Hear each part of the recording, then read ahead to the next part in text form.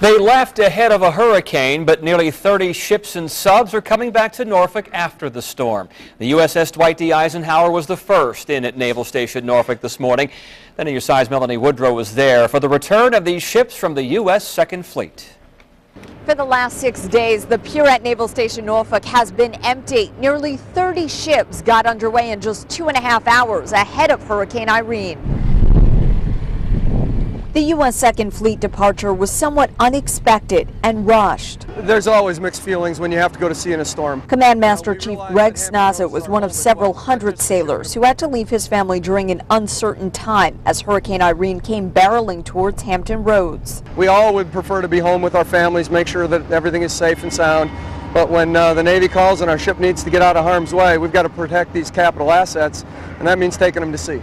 This storm met all the criteria for sortie. Certainly what was experienced here in the Hampton Roads with the surge of between 5 to 7 feet, winds in excess of 50 knots, it certainly was the right decision. The ships and submarines were positioned to best avoid the threat to them, the piers, and support equipment. Several ships were also positioned to provide assistance to civil authorities if they were called on during the storm's aftermath. We have an incredible meteorological staff that keep us up to date on everything that's going on. Meantime, another 28 ships were placed in safe havens. I think the tensest moment is when the storm hits and Hampton Roads loses power and we don't have comms with our families, and then you wait.